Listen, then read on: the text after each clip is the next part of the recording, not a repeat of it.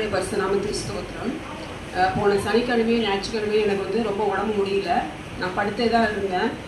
என்னால் ஒன்றுமே செய்ய முடியல. இருமல் வேறு, சளி ரொம்ப ஜாஸ்தியாக இருந்துச்சு. அப்புறம் ஊழியக்காரமாக வந்து எனக்கு ஜெபித்து விட்டாங்க. அந்த மரண கட்டுகள்லாம் தேவர் வந்து நீக்கி எனக்கு உயிர் கொடுத்தாரு. அவர் உயிர் கொடுக்க போய் தான் இப்போ நான் அந்த ஆலயத்துக்கு வந்திருக்கேன். அதுக்காக தேவனுக்கு கொண்டாந்து கொண்டு ஸ்தோத்திரம். ஜெபித்த ஊழியக்காரமாக்கும் ரொம்ப நன்றி. இன்னொரு சாட்சி, எங்கள் ஸ்கூலில் வந்து எங்களுக்கு நிறைய டீச்சர்ஸ்க்கு பிஎல்ஓ டியூட்டிலாம் போட்டிருந்தாங்க. எனக்கும் என் பேர் வந்துருச்சு. அதில் நான் கற்றுட்டு வந்து ரொம்ப ப்ரேயர் பண்ணேன். ஏன்னா பிஎல்ஓ டியூட்டி போட்டாங்கன்னா சனி ஞாயிறில் அந்த முகாம்லாம் வைப்பாங்க, அப்போ போகணும். ஆலயத்துக்கு வர முடியாதுன்னு சொல்லிட்டு ரொம்ப எனக்கு கஷ்டமாக இருந்துச்சு. நான் தேவன்கிட்ட ரொம்ப ப்ரேயர் பண்ணிட்டே இருந்தேன். இதுலேருந்து எப்படியாவது இந்த பேர் வரக்கூடாது அப்படின்னு நினச்சிட்டே இருந்தேன். நிறைய ஒரு முறை வேறு ஒரு ஸ்கூலில் போட்டு விட்டுட்டாங்க. அதுவும் எனக்கு ரொம்ப கஷ்டமாக இருந்துச்சு. அப்படி எங்கள் கூட ஒர்க் பண்ண டீச்சர்ஸ் எல்லாம் போய் அங்கே போய் நாங்கள் பேசுகிறோம். அவங்களுக்கு யாரும் கிடையாது. எங்கள் ஸ்கூல்லேயே வேணா போடுங்க, நாங்கள் கேட்டு எப்படியாச்சும் செய்துக்கிறோம் அப்படின்னு சொல்லிட்டு இருந்தோம். அப்படியே அந்த மேடம் வந்து கொஞ்சம் கருணை காட்டி, சரிம்மா உங்கள் பேரை வேணா உங்கள் ஸ்கூலில் மாற்றி வேணா போட்டுறேன் அப்படின்னு சொல்லிட்டு இருந்தாங்க. இப்போ கடைசியாக ஒரு லிஸ்ட்டு வந்துச்சு, அதில் என் பேர் இல்லை. தேவன் எனக்கு எப்படியோ அந்த இதுலேருந்து என்னை மீட்டு எடுத்தார். என் ஜபத்தையும் கேட்டு எனக்கு பதில் கொடுத்த தேவனுக்கு கொடானு கொடி ஸ்தோத்திரம். இந்த 2 சாட்சிகளும் தேவன் தான் பண்ண வேண்டி வராங்க.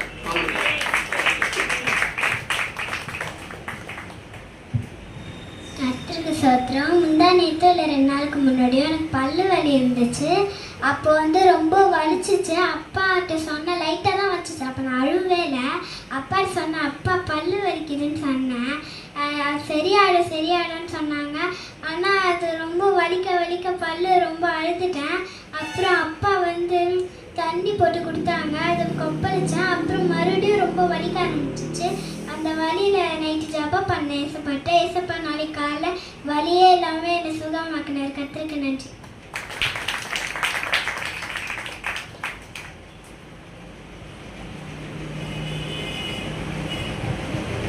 வானத்துக்கும் பூமிக்கும் சர்வாதிகாரம் உள்ள தேவன் இன்னைக்கு என்னை நிற்க வச்சிருக்காருன்னா கொடாக்குடி ஸ்தோத்திரம். நம்ம ஊழியக்காரமாகவும் கொடாக்குடி ஸ்தோத்திரம் தான் சொல்லணும். போன வாரம் என் பொண்ணு ரொம்ப உடம்பு சளியால் ரொம்ப கஷ்டப்பட்டுட்டு இருந்தாங்க.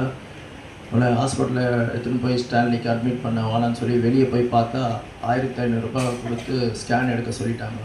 ஒன்றுமே பண்ண முடியாது, ரொம்ப சளி ஓவராக இருக்குது, தெரியல என்ன அது, ஸ்கேன் எடுத்தால் தான் தெரியும் அப்படின்னு. அந்த ஸ்கேனில் எடுத்து பார்த்தா முதுகு ஃபுல்லாக அப்படியே சளி ரொம்ப டைட்டாக கட்டிகிட்டு இருக்குது. அவளால் சாப்பிட முடியல, சாப்பாடும் எடுக்கலை. ஸ்கூல்லேருந்தும் அனுப்பிச்சிட்டாங்க. 1 வாரமாகவும் ஸ்கூல் போகல. நான் அம்மாட்ட சொன்னேம்மா, இந்த மாதிரி ஜப்சிங்கம்மா, போங்க நல்லா இடம் ஜப்சிக்கிறேன் அப்படின்னாங்க. சரின்ட்டு ஒரு வாரத்தில் 3 நாளும் அவளால் எது சாப்பிட்டாலும் வாந்தி வந்துட்டு. முதல்ல ஃபுல்லாக அந்த ஸ்கேனில் சளி ஃபுல்லாக நான் சொன்ன, போய் எடுக்காதீங்க, வேணாம், ஆண்டவர் பார்த்துப்பாரு, ஆண்டவர் உள்ள தான் பார்த்துப்பாரு, எங்களெல்லாம் பார்த்துக்க மாட்டார் அப்படின்னா. அப்படியா, சரி போங்க, நீ போங்க அப்படின்னு சொல்லி நான் கவனித்தேன். திருப்பி ஒரு 3 நாள் பொறுத்து அந்த ஸ்கேனெல்லாம் எடுத்துகிட்டு வாங்கன்னா ஃபுல்லாக கட்டி இருக்குது. சப்போஸ் எலும்பை கூட அந்த சளி துண்ணலாம் அப்படின்னு அவங்க சொல்லிட்டாங்க. நான் அப்புறம் கேட்டு அழுதேன், ప్రభువా దేవుడా ఏం పాపం చేస్తున్నారా, మీరు ఎక్కడ పోతారా, వా మీరే మా తల్లిயை காப்பாற்றுங்க. அப்புறம் கொஞ்சம் அழுது மனசு கஷ்டப்பட்டுட்டு சொல்லி விட்டுட்டேன். அந்த ஸ்கேனை அது கையில் வச்சுட்டு திருப்பி இவங்க போய் ஸ்டாண்டில் போய் ஒரு ஸ்கேன் எடுக்க சொன்னாங்க. அங்கே போய் எடுங்க. அங்கே போய் திருப்பி ஒரு தலைக்கு வயிற்றுக்கு முது பக்கம் இருக்கிற ஸ்கேன் எடுத்துக்கணும். அதுக்கும் 1500 ரூபாய் செலவு பண்ணி ஸ்கேன் எடுத்துகிட்டு வந்து அப்புறம் நான் வந்து வீட்டில் வந்து ஒரே திட்டின்னு இருந்தேன். ஓ என்ன இந்த மாதிரிலாம் பண்ணுகிறேன், என்ன தான் நினச்சினுக்கிறேன் உன் மனசில் நீ. நான் எப்போ பேசுவேன், சண்டை போடுவேன். ஏன்னா அப்பா அப்படி தான் என் புத்திர சொல்லி 6 கொடுத்துருக்காரு. நான் எதுவும் கேட்டாலும் சண்டை போடுவேன். அதுக்கேற்ற மாதிரி என் கதையும் ரொம்ப அழகாக கேம் எடுப்பார், நல்லபடியாக அழகாக முடிச்சு தருவார். அப்புறம் இவ்வளோ நாய் சண்டை போட்டு நேற்று வெள்ளிக்கிழமை நைட்டு ரொம்ப அழுது வாதாடினேன். அப்போ ஒரு வார்த்தை, யூஸ் மை பிளட்னு ஒரு வார்த்தை கொடுத்தாரு. அவ்வளோதான். சரி, யூஸ் மை ரத்தத்தை யூஸ் பண்ணிட்டேன். நான் இதுதான் சொன்னேன், ஒரு ரத்தத்தால் எவ்வளோ நன்மை உண்டு, ஒரு ரத்தத்தால் எவ்வளோ கழுவி இருக்கிறேன், எவ்வளோ பாவங்களை கழுவி இருக்கிறேன், எங்களுக்கு கழுவி இருக்கிறேன். இந்த பொண்ணை கழுவுன லேசான காரின்னு எங்கேருந்து தான் வந்து இந்த தெம்முன்னு தெரில. கை தட்டி 1 மணிக்கு 12 மணிக்கு முட்டி போட்டேன். விடிகால 4:30 வரைக்கும் ஒரே போராட்டம், பயங்கர சண்டை. அப்புறம் திருப்பி சனிக்கிழமை நேற்று போய் ஸ்கேனு போய் எடுக்க போனாங்க. ஃபுல்லாக எடுத்து டாக்டர் சொன்னார், ஒன்றுமே இல்லைம்மா ஸ்கேனில், முதல்ல சளி கிளியில் ஒன்றுமே இல்லை, ஆல் கிளியர், ஒன்றுமே இல்லைன்னா திட்டினேன், மோசமான மனுஷன் இந்த டேமேஜ் டேடி இப்படி தான் பண்ணுறாரு. ஒன்று என்ன எடுத்து போய் கடலில் தள்ளாரு. மாயவாக இருக்குது. இன்னொன்று நினச்சி பார்த்தாலும் மாயவாக இருக்குது. எப்படி சுழண்டி விழுந்து அப்படியே நீட்டாக போய் அப்படியே ஜெட்டு மாதிரி மேலே வந்தேன். இன்றைக்கி நினச்சி பார்த்தா கூட நான் இன்றைக்கி நிற்கிறேன்னா இன்றைக்கி திருப்பி எங்கள் டேமேஜ் டேடியால் தான். நினச்சி பார்க்க முடியாத அதிசயம். எப்படிலாம் சண்டை போடுறது. ஏன் இப்படி இதை பேசுகிறேன்னா நீங்களும் கேளுங்க, ரவுடித்தனம் பண்ணுங்க. உள்ளவே மாட்டேன், உன் கையெல்லாம் பிடிச்சி கட்டிடுவேன், நீ மரியாதை எனக்கு செய்யா இல்லையா. இதுதான் நம்மளுடைய சண்டையாக இருக்கணும். ஏன்னா ரத்தம் கரையும் கொடுத்து வாங்கின மனுஷன் நம்ம ரத்தத்தை திருப்பி ரிட்டன் எதிர்பார்க்குறாரு. என்ன பேசுவாங்க, என்ன எனக்கு மேலே நீங்கள் சேவிங்கன்னு சொன்னீங்க, இதுதான் எவ்வளோ கேட்டு அந்த முதல்ல அந்த ஸ்கேனை பார்க்குறேன். அங்கங்கே கிளாட்டாக அந்த கொழுப்பாக அப்படியே கட்டினது ஒன்றுமே இல்லை. இந்த உண்மையான என் தேவன் சேர்ந்த அற்புதமான அமர்க்கலம் தான். நீர் உயிருள்ள தேவன் ஐயா, நீர் ரத்தத்தோட ரத்தம் தான். நீ செய்யாத காரியம் எதுவுமே இல்லை. இந்த நாமம் அவருக்கே மகிமைப்படட்டும். ஃபாஸ்ட் நம்ம ஜபிச்சதுக்காயும் இந்த சபை ஜனத்துக்காயும் கோடி ஸ்தோத்திரம் நன்றி செலுத்து. Thank you Jesus.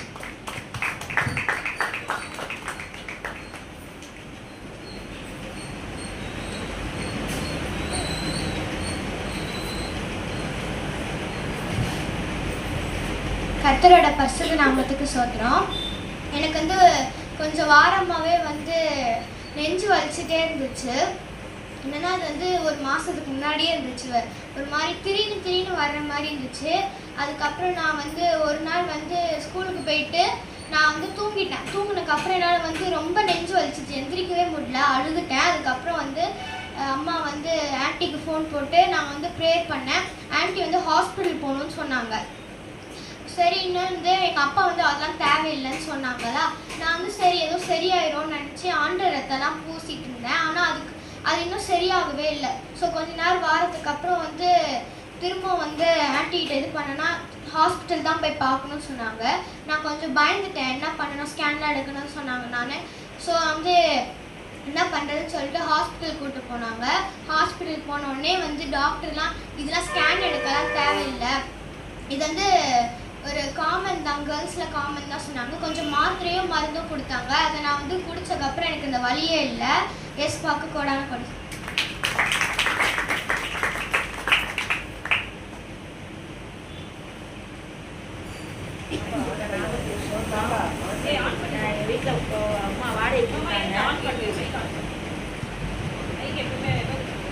என் வீட்டில் ஒரு 2 வருஷமாக வாடகைக்கு இருந்தாங்க. அவங்க வந்து ஒரு வாரம் 20,000 ரூபாய் கொடுமா, என் பிள்ளைக்கு ஃபீஸ் கட்டணும், வாங்கி கொடுங்க எங்கன்னான்னு சொன்னாங்க. சரின்ட்டு ஒரு வாரத்தில் கொடுத்துறேன்னு வாங்கின பொம்பளை 6 மாதமாக பணமே கொடுக்கல. ஐயா கிட்ட ஜெபம், ஆண்டவர்கிட்ட முட்டி போட்டு நைட்டு 3 மணிக்கு மேலே ஜெபம் பண்ணினேன். பாசர மாட்ட சொன்னேன், அவங்களும் ஜெபம் பண்ணுறேன், அவங்களுக்கு கொடுத்துருவாங்கன்னு சொன்னாங்க. அதே போல் இப்போ போன ஞாயிற்றுக்கிழமை அன்னைக்கு, போன சனிக்கிழமை அன்னைக்கு அந்த 20,000 ரூபாய் பணத்தை ஆண்டவர் வாங்கி கொடுத்தாரு.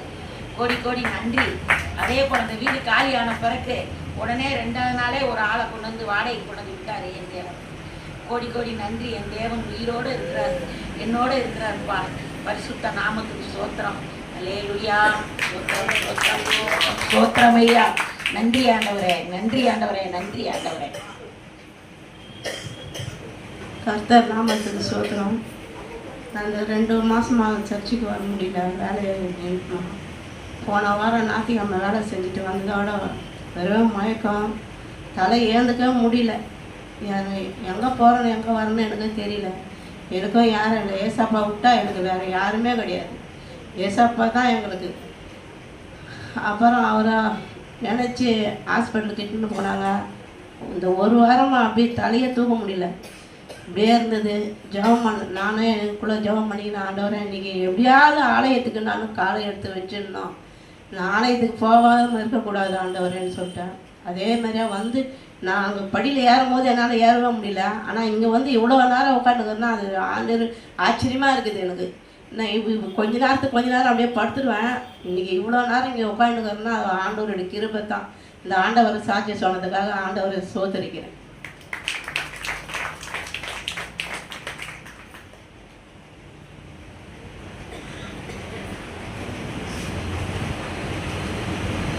தேவனுடைய பரிசுத்த நாமத்துக்கு ஸ்தோத்திரம் உண்டாவதாக. நேற்று நைட்லேருந்து எனக்கு ரொம்ப முடியல, ஒரே இருமல் சளி. நேற்று நைட் ப்ரேயரில் கூட ஆனால் எப்படியும் ஆண்டவர் அதை முடிக்க வச்சார். அதுக்கப்புறம் காலையில் எப்படி இங்கே வந்துடுவோம், அதனால சர்ச்சுக்கு வந்துட்டுனா சரியாயிரும், அந்த விசுவாசம் எப்பவுமே உண்டு. அதனால நான் ஃபோன் பண்ணிலாம் ஜாப் பண்ணிக்கவே இல்லை. காலையில் கூட நடந்து வந்துக்கிட்டே இருக்கா, ரொம்ப மூச்சு வாங்குது, நடக்கவே முடியல. அப்போ தான் ஜான்சனையும் சுமதியும் சேர்ந்து மூச்சு விடாது அவ்வளோ கஷ்டப்பட்டு இது பண்ணியிருக்காங்கன்னா நான் அந்த மாதிரி ஃபீல் பண்ணதில்லை. என்னால் மூச்சு விடவே முடியல, என்னால் நடக்கவும் முடியல. சரி அங்கேயே ஒரு ஆட்டோ பிடிச்சிடலாம் அப்படின்னு பார்த்தா இல்லை நம்ம நடந்து போயிடலாம் அப்படின்னு சொல்லிட்டு எப்பவுமே ப்ரேயர் பண்ணிட்டு வரும்போது எனக்கு சீக்கிரமாக ஆட்டோ கிடைக்கணும் ஆண்டவர். ஏன்னா சர்ச்சுக்கு வர ஆரம்பிச்சதுலேருந்து அவ்வளோ ஷேர் ஆட்டோ போகிற இடத்துல ஆட்டோவே கிடைக்காது. சில நேரம் இவங்க வந்து வெயிட் பண்ணுற மாதிரி கூட இருக்கும். அதனால நான் ப்ரேயர் பண்ணிட்டு தான் வருவேன். என்னால் முடியவே இல்லை, அப்படி ஒரு மூச்சு வாங்குது. இங்கே ஏறும்போது கூட என்னால் படிக்கட்டு ஏறவே முடியல. அதுக்கப்புறம் உட்காந்து ஜம்ப் பண்ணிட்டு கண்டிப்பாக நல்ல சுகத்தோடு தான் வீட்டுக்கு போகணும், அந்த விசுவாசம் எப்பவுமே உண்டு. எந்த ஒரு இதுலேயே இருந்தாலும் ஆலயத்துக்கு வந்துட்டோன்னா நல்ல முழு சுகத்தோடு வீட்டுக்கு போயிடுவோன்னு எப்பவுமே விசுவாசம் உண்டு. அதனால தான் இப்போ காரில் ஏறின பிறகு கூட இவங்களுக்கு ஃபோன் பண்ணி ஊழியக்காரனுக்கு ஃபோன் பண்ணி ஜம்ப் பண்ணிக்கலான்னு முதல்ல நினச்சேன். ஆனால் வேணாம் நம்ம தான் ஆலயத்துக்கு போகிறோமே, நல்ல சுகத்தோடு வந்துடுவோம், கொஞ்ச நேரம் தானே அப்படின்ட்டு நான் பேசாமல் வந்துட்டேன். காரில் வரும்போதே அப்படி தான் இருந்துச்சு. அப்புறம் படிக்கட்டு கூட ஏற முடியல தான். அதுக்கப்புறம் இங்கே உட்காந்த விட எனக்கு தெரியல, நான் அதை நோட்டீஸ் பண்ணவே இல்லை. அதுக்கப்புறம் சங்கீத தியானம் பண்ணும்போது தான் பார்க்குறேன், எனக்கு மூச்சு வாக்கலாம் எல்லாம் நல்லா இருந்தேன். அதனால் அந்த விசுவாசத்தை ஆண்டவர் கனம் பண்ணுறாரு. நான் ஆலயத்துக்கு வந்தால் கண்டிப்பாக சரியாயிரும், அந்த விசுவாசம் எனக்கு எப்பவுமே உண்டு. அதை கனம்படுத்தின தேவனுக்கு கொடான கோடி ஸ்தோத்திரம்.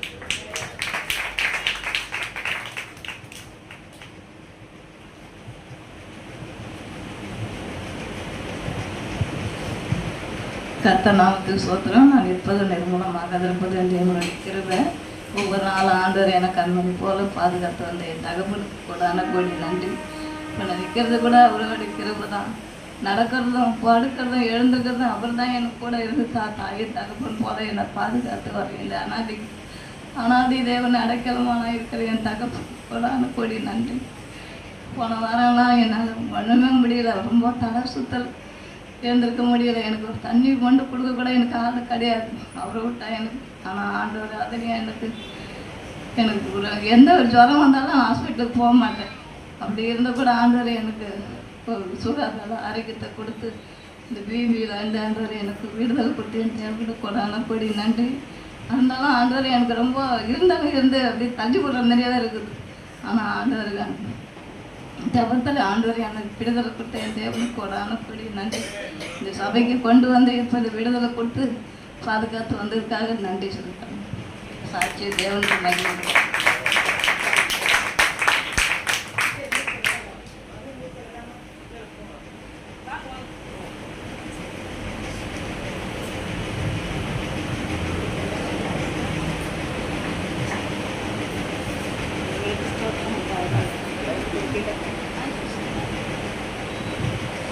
எந்த வசனத்தை சொல்லி ஆண்டவர்கிட்ட சொல்லி நான் ஜெபம் அதே அம்மா சொல்லிட்டாங்க. புலம்பல் 3ஆம் அதிகாரம் 22ஆம் வசனத்தின்படி நாம் நிர்மலமாக இருப்பது கர்த்தருடைய கிருபை, அவருடைய இறக்கங்களுக்கு முடிவில் இந்த வசனத்தை பரிசுத்த ஆவியானவர் எனக்கு சொல்லிட்டே இருந்தார். ஆண்டவர் என்னை நிர்மலமாக இவ்வளவு தூரம் என்னை கொண்டு நடத்தி வந்த கிருபைக்காக அவை குறித்து ஸ்தோத்திரிக்கிறேன். ஒரு இப்போ மருமகனுக்கு இந்த தெருவில் தான் கடைசியில் வீடு. இங்கே அப்படி கல்யாணம் ஆகி இப்போ ஒரு வருஷம் ஒரு 2 மாதம் ஆனால் தான் 1 வருஷம். இது 10ஆவது மாதம் குழந்தை பிறந்திருக்குன்னு அதுக்காக நாங்கள் வந்திருக்கேன். அப்போ நான் ஒரு 1.5 வருஷத்துக்கு முன்னாடி மகன் இந்த பொண்ணை விரும்பி இருக்கேன், திருநெல்வேலி படிக்க வந்திருந்தேன். படிக்க வந்து இவங்க ஃப்ரெண்டாக ஆகியிருக்காங்க. அப்போ எனக்கு இந்த பொண்ணு மேலே விருப்பம்னு சொன்னான். நான் இப்போ சொன்னேன், இல்லை அப்படி இல்லை, ஆண்டவருக்காக தான் உங்கள் 3 பேரையும் வளர்க்கேன். அவர் இன்னைக்கு ராத்திரியே வந்தாலும் உங்களை கூட்டிகிட்டு போயிடணும். இந்த உலகத்தில் தங்க நகை பணம் எதுவுமே நமக்கு இல்லை. நம்ம அப்பாவை நம்மளை என்ன பாடுபடுத்தாங்க. அதனால ஆண்டவர் என்னையே ரட்சிக்க கொண்டு வந்தார். உங்களையும் அப்படி தான் நான் வச்சுருக்கேன். நான் பெண்டிகா சபைக்கு பிள்ளைகளை அவங்க கேரளாவுக்கு போயிடுவாங்க. இந்த சபரி பிள்ளைக்கு மாலெல்லாம் போடுவாங்க. நான் பிள்ளைகளை கூட்டிக் கொண்டு இந்த பெண்டிகா சபைக்கே கூட்டி கொண்டு போய் வச்சுட்டு அப்படி தெரியாமே கூட்டிகிட்டே வருவேன். அப்படியே ஆவிக்குள்ளே வளர்ந்தாங்க. அப்புறம் அந்த பொண்ணு நமக்கே பண்ணுவான். இருந்தாலும் எனக்கு நம்பிக்கை இல்லை. அப்புறம் 2 வருஷத்துக்கு முன்னே 1.5 வருஷம், இப்போ கல்யாணம் முடிஞ்சே 10 மாதம் ஆச்சு. அதுக்கு முன்னாடி 1.5 வருஷத்துக்கு முன்னாடி இங்கே கூட்டிகிட்டு வந்தான். அப்போ நான் ஆண்டவர்கிட்ட கேட்டேன், எசப்பா நான் இந்த இடத்த கூப்பிட்டுதான் அவங்க அம்மாவுக்கு உடம்பு சரியில்லைன்னு நான் போட மாட்டேன் கேட்டேன். பயப்படாத நான் கூடயே தான் இருக்கிறேன்னு சொல்லி என்னை ஆண்டவர் கூப்பிட்டுதான். இங்கே வந்து அவங்க நாங்கள் பார்த்தாக்கி அவங்க A முதல் Z வர நான் எதெல்லாம் ஆண்டவர் என்னை வெறுத்து என்னை கொண்டு வந்தாரோ அதெல்லாம் A முதல் Z வரை அவங்க வச்சு கும்பிடுதாங்க. அப்போ நான் அதை பார்த்த உடனே அப்படியே உட்காந்துருந்தேன். இந்த பாபா கூட ஒத்த கால தூக்கி வச்சு இருக்காங்களே, ஏசப்பா நீங்கள் எங்களுக்காக சிலுவையில் மறித்து பாடுபட்டீங்க ஆண்டவரே, ஆலயத்தில் முதல்ல ஒவ்வொரு பிள்ளைகளையும் எங்கள் பிள்ளைகளை முதன்மையானது ஆண்டவர் ஒப்பு கொடுங்கன்னு சொல்லுவாங்க. 3 வருஷம் கழிச்சு தான் அந்த மகன் பிறந்தான். நான் ஓடி போய் மகன் எங்கே இருந்தாலும் அங்கே பாசிட்டு அங்கே இருக்கும், ஓடி போய் கையை வைப்பேன். 2 பிள்ளைகள் மேலே 3 பிள்ளைகள் வைப்பேன், 2 பெண் குழந்தை மேலே வைப்பேன். இவன் இங்கே வந்து நிற்கான ஆண்டவரே அப்படின்னு நான் கேட்டுட்டே நான் ஏசப்பட்டு சொல்லிட்டு நான் கண்ணீர் வச்சுருந்தேன். அப்போ அவங்க சொன்னாங்க, உங்கள் பிள்ளை எங்களுக்கு ரொம்ப பிடிச்சிருக்கு, நாங்கள் நிறைய நகை பணம் தரோம், எவ்வளோ வேணும் கேளுங்கன்னு சொன்னாங்க. நான் அப்போ சொன்னேன், ஆண்டவர் பரிசுத்த ஆவியானவர் எனக்கு கிளம்புவார். அப்போ நான் சொன்னேன், நகையும் பணமும் வேண்டாம், அந்த உலகத்தில் ஒன்றும் பரலோகத்துக்கு கொண்டு போக முடியாது, அதனால உங்கள் கல்யாணத்தை நினச்சி நீங்கள் சந்தோஷப்படாதுங்க, ஆண்டவர் சித்தம் இருந்தால் தான் நடக்கும், வேண்டாமா அப்படின்னு நாங்கள் சொல்லிட்டு வந்துட்டோம். கீழே வந்து மருமக நான் போயிட்டு வரேன், இங்கே போயிட்டு வாங்க அப்படின்னு எனக்கு பாய் சொன்னான். அப்புறம் நீங்கள் மாமா நான் உங்கள்கிட்ட தான் பேசணும். இந்த திருநெல்வேலி மாவட்டத்தில் இந்த ஜெபமலை நார்மாவடி ஐயா மௌலேஸ்வரர் ஜெபமலை இருக்கு, அந்த கிராமத்தில் தான் நாங்கள் இருக்கோம், ஆசீர்வாதபுரம் கிராமத்தில் தான் இருக்கோம். அப்போ அன்னைக்கு நான் மருமகளை நான் ஒரு பிள்ளை கூப்பிச்சேனே, மங்குவா மகன் இங்கேருந்து இந்த வேலை பார்க்க வந்திருக்கான், நீ வந்து இங்கே அம்மா அப்பாவோட நீ இருக்க, நீ அதனால மற்றவங்கிட்ட பேசாத, ஆண்டவர் சித்திலெல்லாம் நடக்காது, நாங்களாம் ஏசப்பா பிள்ளைகள், அவனெல்லாம் நான் குழந்தைலாம் மாதிரி ஆண்டவர் கொடுத்தாங்க, அந்த அப்படிப்பட்ட வீட்டில் இருந்து தான் நான் வளர்த்துருக்கேன், அதனால நீ ஆசைப்படாத, அம்மா அப்பாவை நீ இது அவமானப்படுத்துகிறாங்கன்னு சொல்லிட்டு. அப்போ நான் சொன்னேன், நீ பைபிளை படி, நீ எத்தனை படிச்சேன்னா நான் 3 டிகிரி படிச்சிருக்கேன்னு சொன்னான். நீ இன்னும் என்ன செய்ய, இவ்வளோ படித்த நீ ஃபுல்ல பைபிளுன்னு ஒரு புக்கு இருக்குது, நீ படி அப்படின்னு. எனக்கு அது புக்கு இல்லைன்னா அப்போ நான் சொன்னேன், அது மகன் ஒன்று வச்சிருக்கான், அவன் அதை உனக்கு தரமாட்டான், இப்போ இருக்க நாட்களில் உன் கையில் ஃபோன் இருக்கு, இதில் நீ படி, அதில் ஆண்டவர் பேசுவார் உன்னோட, அவருடைய சித்தை இருந்தால் தான் அந்த கல்யாணம் நடக்கும், நீ 3 டிகிரி படித்தப்பட இது சீக்கிரமாக படிச்சிருவேன் அப்படின்னு சொல்லிட்டு நான் வாங்கிட்டு போயிட்டேன். அவன் அப்புறம் திரும்ப அவங்க அம்மாட்ட சொல்லி அப்பாட்ட சொல்லி ஒருத்தராக போராட்டமாக இருந்திருக்கும் போல. நான் ஏசப்பாட்ட இதை அதே இப்படி விட்டுட்டேன், வேண்டாம் ஏசப்பா மகன் சொல்லுவான், இந்த ஃபோனில் அனுப்பி எனக்கு இத்தனை 30 கிராம் என்னமோ செயின் பண்ணி வச்சிருக்காங்க, இதை அனுப்பியிருக்கான்னு ஒரு நாள் காமிச்சேன். நான் அப்படி சொன்னேன், ஐயோ தூசி சாப்பிடும், அது கீழே ஒரு 100 ரூபா, அப்புறம் 100 ரூபா பெருசு, 100 ரூபா கீழே வந்துச்சுன்னா நான் பிள்ளைய சொல்லுவேன், அதை கைட்டு எடுக்க அதை காட்டு எடுன்னு சொல்லுவேன். ஏன்னா அது மேலே ஆசை வந்துடக்கூடாது. ஒரு 10 பைசா 20 பைசா இருந்தால் அதை வச்சுட்டு போய் பிள்ளைகள் எடுக்காங்களே, அது எடுக்க மாட்டாங்க, ஏன்னா அதை அந்த பணத்து மேலே கூட அவங்களுக்கு ஆசை வச்சிடக்கூடாதுன்னு நான் சொல்லுவேன். அப்புறம் சொன்னேன், இதெல்லாம் போட்டு வீணியா பரலோகத்துக்கு போகணும், நீ சும்மா இரு அப்படின்னு நான் சொல்லுவேன். அப்போ நான் 4 முடிச்சு 6 மாதம் ஆகிட்டுங்கிறது வந்துட்டு பார்த்துருக்கேன். அப்போ ஒரு நாள் பரிசுத்த ஆளும் எல்லாரும் ஒரு 3 மணிக்கு அப்புறம்னா நான் உட்காந்து பரிசுத்தவங்க எழுப்புவேன் நான் சொல்லுவேன். அப்போ இந்த பொண்ணோட அப்பா முகத்தை காமிச்சு நாங்கள் வந்து பார்த்துட்டு போனே, நீ பேசுன்னு சொன்னார் ஆண்டவர். அப்போ நான் எப்படிப்பா பேசுவேன், நான் பேச மாட்டேனே, நீ பேசு உனக்கு நேரத்தையும் தருவேன்னு சொன்னார். நான் அது ஒவ்வொரு நாள் கேட்க 2 நாள் கேட்க எனக்கு நேரத்தை தாங்க, நான் பேசிக்க மாட்டேன்னு சொன்னேன். அம்மா ஆண்டவர் தரும்போது நான் உங்களுக்கு ஃபோன் பண்ணி ஒரு சிலர் ஃபோன் வச்சிடாதீங்க உங்களை எதிர்பார்த்துட்டே தான் இருக்கேன், திரும்பவும் நீங்கள் கேட்க நகை பணத்தெல்லாம் தரேன், என் பொண்ணு நீங்கள் மகன் இல்லைன்னா செத்துருன்னு சொன்னேன். அப்போ நான் சொன்னேன், இப்பவும் நான் அதுக்காக சொன்னேன், நகை பணம் வேண்டாம், நாங்கள் பரலோகத்தின் தேவனை வணங்குதோம், ஆலயத்தில் வச்சு திருமணம் நடந்து ஆண்டவர் இறக்கம் செஞ்சா உங்களை பேச சொன்னார், ஆண்டவர் பேசியிருக்கேன், இறக்கம் செஞ்சா பாப்பா நீங்கள் ஜெபம் பண்ணுங்க, அதுக்காக நீங்கள் உங்கள் தெய்வத்தை சொன்னாங்க, இயேசுன்னு ஒரு தெய்வம் இருக்காரு, அவர்கிட்ட கேளுங்க நான் சொல்லிட்டு விட்டுட்டேன். அப்புறம் அவங்கள யோசிச்சு கொண்டு வந்து வீட்டுக்கே தேடி வந்துட்டாங்க.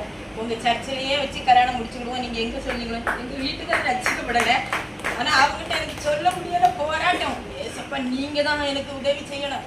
2வது மகளுக்கு சர்ச்சில் வச்சு கல்யாணம் முடிஞ்சு ஊரெல்லாம் கூடி நிறைய பேர் ஜெபம் பண்ணாங்க, ஆண்டவர் கிருபையா பிள்ளைக்கு ஆசீர்வாதம் சபையில் முதல்ல கல்யாணம் பண்ண வச்சாங்க. அதே 4 பேர் அங்கே சேர்ந்து பீடிச்சுக்குவோம். அப்போ சொல்லுவாங்க, புது ஆலயம் பிரதிஷ்டை பண்ணி திருநெல்வேலி மாவட்டத்தில் பெரிய சர்ச்சுன்னு சொல்லுவாங்க. யார் பிள்ளைக்கு கொடுத்து வச்சிருக்கோம் பாங்க, நான் வந்து ஒரு பிள்ளைக்கு வாரந்தோறும் சர்ச்சுக்கு போக முடியாது, மச்சில் போய் பிள்ளைகளை கூட்டி கொண்டு வச்சு ஜெபம் கேட்போம். அந்த ஜெபம் கேட்டுட்டு ஜெபம் முடிந்தவரை எவ்வளோ பெரிய பரிச்சையாக இருந்தாலும் அந்த 12 மணி வரைக்கும் அந்த பிள்ளைகளுக்கு படிக்கவோ எங்கேயுமே நான் கூட்டிக்க மாட்டேன், எங்கள் அக்கா வீடு கல்யாணம்னாலும் சரி கூட்டிக்க மாட்டேன். அப்போ நான் அப்படியே நான் வச்சு பிள்ளைகள் வரும்போது இங்கிலீஷ் பேசுறாங்க, அப்படி யார் பிள்ளையை கொடுத்து வச்சிருக்கோம், பரிசுத்த ஆவியானவர் சொன்னாரு, அது உன் பிள்ளையா இருந்தான்னு சொல்றாரு. நான் அழிக்க, ஐயோ நான் தகுதியிட்டவன், நான் இல்லை ஆண்டவரே, ஒரு பிள்ளைக்கு 5 ரூபா தான் நான் காணிக்க தீப காணிக்க எழுதுவேன் அப்படின்னு சொன்னேன். அதே இடத்துல சங்கீதம் 3வது அதிகாரத்தின்படி என் தலையை நிமிரப்பண்ணி தேவன் நிமிரப்பண்ணி பிள்ளைக்கு அங்கே 2வது பிள்ளை கல்யாணம் முடிச்சு. ஏன்னா பரியாசம் பண்ணாங்க, நான் ரோட்டில் போகும்போது பிள்ளைக்கு ஆலயத்தில் கல்யாணம் முடிஞ்சிச்சு, வீட்டுக்காரன் மாலை போட்டு குருசாமி ஆகிட்டான். முன்னாடியாது அப்படி இல்லை, இப்போ குருசாமி ரோட்டில் மாலையும் போட்டு மணியெல்லாம் கட்டி விட்டுருவாங்க, மணி அடிச்சுட்டு அது எது அப்படின்னு சொல்லுவாங்க. அப்போ நான் சொல்லுவேன், என் தலையை நிமிர பண்ணுன தேவன் இன்னும் நிமிர பண்ணுவீங்க, நான் வெட்கப்பட்டு போக மாட்டேன் அப்படின்னு சங்கீதக்காரன் வசனத்தையே சொல்லி சொல்லி நான் அவருடைய சமையல் ரூமில் நிற்கும் போது காய்கறி வெட்டும் போதெல்லாம் ஒரு சிநேகிதனோட பேசின போல மோசே பேசினீர் ஐயா, பரிசுத்த ஆவியானவரோட என்ன பேசுங்க. நான் யார்கிட்ட சொன்னா சிரிப்பாங்க. எனக்கு அக்கா தங்கச்சி அண்ணனுங்க எல்லாம் இருக்காங்க, கோடி கோடியா கோடீஸ்வரங்களா இருக்காங்க. எனக்கு அதெல்லாம் தேவைன்னு சொல்லுவேன். தேவை இல்லை, நீங்க தான் எனக்கு வேணும்னு சொல்லுவேன். ஆண்டவர்கிட்ட சென்னை மகனுக்கு கல்யாணமும் அவங்க என்ன பண்ணாங்க, சர்ச்சில் வச்சு கல்யாணம் முடிச்சு வந்துட்டாங்க. வீட்டுக்காரர் சொன்னாங்க இல்லை, ஒரு பிள்ளைக்கு சர்ச்சில் கல்யாணம் முடிச்சாச்சு, ஏன் விருப்பத்துப்படி தான் ஒரு பிள்ளையை கல்யாணம் முடிக்கணும்ட்டாங்க. ஐயா அப்போ நம்ம விசுவாசி எல்லாம் சொன்னாங்க, ஐயா சர்ச்சில் போய் கேட்டேன். அவங்களாம் சொன்னாங்க இப்படி வேகமா இருக்காருமா, கல்யாணம் முடிவிட்டு ஆண்டவர் வச்சுப்பார். அதே மாதிரி நான் எனக்கு விசுவாசம் கல்லு மனம். ஏன்னா ஆண்டவர் சொன்னாரு, நான் இந்த விக்கிர ஆராதனைக்கு எங்கள் வீட்டுக்காரர் கோயிலுக்கு கூப்பிட்டு போங்க, நான் வரமாட்டேன்னு சொல்லுவேன். ஒரு நாள் பேசுனாரு, என்ன தோரணம் வர நீங்க கேள்விப்பட்டிருப்பீங்க அந்த போன்லாம் பாருங்க. அப்பா ஆண்டவர் சொன்னாரு, எனக்கு கையை பிடிச்சி தரிசனத்தையும் இழுத்துட்டு போய் அந்த உச்சந்தலையில கொண்டு போய் விட்டு சொன்னாரு, தோரணமலைக்கு போக மாட்டேன்னு சொன்னாரா, இங்க பாருங்க என்ன இருக்குன்னு பாருன்னு சொன்னாரு. கல்லு மண்ணு புல்லு இந்த 3 தான் விக்கிரகம் பண்ணது இடத்துல இருக்கு, நீ ஏன் வரமாட்டேன்னு சொன்ன நான் அப்படின்னு சொல்லி ஆட்டவரை கூட்டிட்டு அங்க கொண்டு விட்டாரு. அன்னையில இருந்து எனக்கு பெரிய சந்தோஷம். நான் எங்க போனாலும் பரிசுத்த ஆவியாரவே எனக்கு வந்து நீங்க கடந்து போங்கப்பா, இங்க இருக்க ஜனங்களை வச்சுங்க. நான் அப்படியே நாளை எங்க வீட்டுக்காரங்க கூப்பிட்டு போனாலும் போய் அங்க வச்சு மகனுக்கு கல்யாணம் முடிஞ்சு அப்புறம் நீ எனக்குள்ள கேள்வி, இந்துக்கார பொண்ணு வந்துட்டா ஏசப்பா, அவ ஏற்றுக்கொள்ள மாட்டாளோ என்ன செய்வாளோ பாரமாரிச்சு. அவளுக்கு ஒரே தலைவலி, 15 நாள் தான் ஆயிருக்கும். தலைவலி தாங்க முடியலன்னா அவங்க அம்மா அங்கேருந்து ஃபோன் பண்ணாங்க, உங்கள் அத்தையை கூட்டிகிட்டு சர்ச்சுக்கு போகணும்னு சொன்னாங்க. அப்போ நான் என்ன நினச்சேன்னா, சர்ச்சுக்கு போயிட்டு நீ ப்ரேயர் பண்ணிட்டு வரதுக்கு மட்டும் போகக்கூடாது, அது சிஎஸ்ஐ சர்ச்சு செவமலை கூட்டு பண்ணி. ஏன்னா அங்கே போனால் தான் தேசத்துக்காக செபிக்கிறது ஆத்ம பாரமெல்லாம் வந்து ஆண்டவர் பிடிச்சிக்கிடுவாருன்னு அங்கே கூட்டு போய் ஜெபம் பண்ணி அவள் பைபிள் வாங்கிட்டு ஆண்டவரை ஏற்றுக்கொண்டா. இப்போ 10வது மாதம் குழந்தை பிறந்துச்சு. அதனால நான் ஆண்டவர்கிட்ட கேட்பேன், நான் எங்கள் வீட்டுக்காருக்கு ஒரு 4 மாதமாக இந்த சர்ச்சைக்கு கொண்டு போய் விடுவாங்க. ஆண்டவர் எங்கேயா வச்சு தொட்டிருக்காரு, போய் நான் உடம்பு செல்லாமல் கஷ்டப்பட்டேன், கொண்டு போய் விடுறாங்க. அப்போ நான் அதிகாலை 4 மணிக்கு ஆராதனை நடக்குமே, அப்போ போயிடுவேன். அப்போ நான் நினைக்கிறேன், நான் இப்போ கிளம்பி நான் மட்டும் தான் சர்ச்சைக்கு போகிறேன். ஆனால் குழந்தை பிறக்க போது நான் 5 மாதம் 4 மாதம் ஆகணும் அங்கே போகணும். ஆண்டவரே ஆராதனைக்கு நான் எங்கே போவேன், ஆத்மா கதறி சாயங்காலம் அழைத்து போய் ஞாயிற்றுக்கிழமை அழைத்து போய் விடியக்கால் 4 மணிக்கு போவேன். அப்படிலாம் இருக்கும்போது எனக்கு அப்போ எனக்குன்னு ஒரு சபையை வச்சிருங்க ஆண்டவரே, எனக்கு நீ ஆத்மாவுக்குன்னு உன்னை வச்சிருங்க. அப்போ நான் நேற்று வெள்ளிக்கிழமை இங்கே இந்த இடத்துல நேற்று தானே அப்படியே கடந்து போகும்போது இந்த பக்கத்து வீட்டில் ஒரு எல்லோ கலர் வீட்டில் ப்ரேயர் நடந்துச்சு. என் ஆத்மா ரொம்ப சந்தோஷப்பட்டது, ஆண்டவரே எனக்கு ஒரு இடம் வச்சிருக்கீங்க. திரும்ப நான் வந்துட்டு இந்த மாதிரி கேட்கும்போது, எம்மா இங்கே படிச்சிங்களா சபை எங்கே இருக்குன்னு கேட்டேன். அப்போ அவங்க சொன்னாங்க எந்த சபைக்கு போகணும்னு கேட்டாங்க. சிஎஸ்ஐ இருக்குது, தெலுங்கு சபை இருக்குது அப்படின்னு கேட்டாமா. நான் சொன்னேன் பெண்டிகா சபை எங்கேயாவது இருக்காமான்னு கேட்டேன். இந்த மாடியில் இந்த ஜெபம் பண்ணுவாங்க, ஒரு 10 மணிக்கு இங்கே வாங்க. ஆனால் இந்த வந்து பரிசுத்த ஆவியானவரை நான் உணர்ந்தேன். அவர் என்னோட பேசினார், இடைப்பட்டார். எனக்கு பெரிய எத்தனை வருஷமா கிடைக்காத சிலாக்கியத்தை ஆண்டவர் கொடுத்தார். நான் எப்படி சொன்னா வாரந்தோறும் நான் வர முடியும். அவள் நீங்க மகளா என்னை நினைச்சி நான் அப்படிதான் சொல்லி ப்ரேயர் பண்ணுவேன். எனக்கு மகளை தந்தையில ஆண்டவரேன்னு சொல்லுவேன்னா, உங்க பிள்ளைன்னா கிட்ட இருப்பிள்ளாங்க பார்ப்போம். ஞாயிற்றுக்கிழமை ஆராதனே வேணும், அவ கிட்டே வரணும்னு கேட்டேன். அவங்க அம்மாட்ட நேர்த்து உங்களுக்கு ஏன்னா அவங்க இன்னும் சொல்லிடுவாங்கன்னு சொன்னேன். நான் ஆலயத்துக்கு போனால் நீங்கள் 2 மணி நேரம் என் ஆத்மாவுக்கு பிரயோஜனம் கொடுத்தா நான் மனமகிழ்ச்சியாக இருப்பேன்னு சொன்னேன். இங்கே போகலான்னு சொன்னாங்க. வந்தேன். ஆண்டவர் எனக்கு ஐயா மூலமாக அந்த 83 சங்கீதத்தில் அவர் அப்படி பேசினாங்க. பரிசுத்த ஆவியானவர் தேவனுக்கு கோடாகோடி ஸ்தோத்திரம், கோடாகோடி நன்றி. இந்த இடத்துல பரிசுத்த ஆவியானவர் இருக்கிறாருங்கிறது நான் உணர்ந்தேன். தேவனுடைய நாமம்